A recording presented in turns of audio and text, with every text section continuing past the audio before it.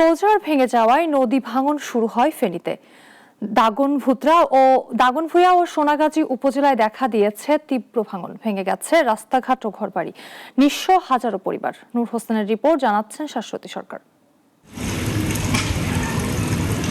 Musapur closure ভেঙে যাওয়ায় নদী ভাঙনের মুখে ফেনীর দাগনভূঞা ও সোনাগাজী উপজেলার বিভিন্ন এলাকা। ঘরবাড়ি হারিয়ে নিঃস্ব হাজারো পরিবার। ছোট ফেনী নদী তীরবর্তী ব্রিজ এবং ৮ নং জায়লস্কর ইউনিয়নের ভূমি অফিসও ভাঙনের হুমকিতে।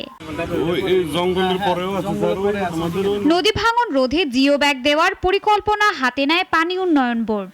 তবে ঠিকাদারি প্রতিষ্ঠান ব্রিজের খুব কাছ থেকে ড্রেজার মেশিন দিয়ে বালু উত্তোলন শুরু করলে স্থানীয়দের মধ্যে উত্তেজনা তৈরি হয়। বালু ভরাটের কাজ চলতেছে, এখানে স্থানীয় উপজেলা নির্বাহী কর্মকর্তা অফিসার মহোদয় আমাদের মধ্যে উপস্থিত হয়েছেন, আমাদেরকে আশ্বস্ত করেছেন আমরা এলাকাবাসী ক্ষতিগ্রস্ত হব না, এটা উনি আশ্বস্ত করেছেন এবং আমরা এটা ওনার আশ্বস্তের মধ্যে আমরা এলাকাবাসী ওনাকে সর্বোচ্চ সহযোগিতা করব। ঘটনাটি দাগনভূঞা উপজেলা প্রশাসনের নজরে এলে ঘটনাস্থল পরিদর্শন করেন প্রশাসনিক ব্যক্তিরা।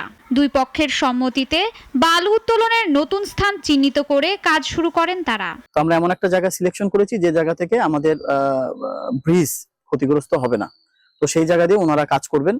তো আপনারা যারা স্থানীয় জনসাধারণ আছেন, আমি আশা করি আপনারা এই বিষয়টাকে বুঝে আপনারা আমাদেরকে হেল্প করবেন। প্রশাসনের পদক্ষেপে দ্রুতই নদী ভাঙন রোধ সম্ভব বলে আশাবাদী স্থানীয়রা।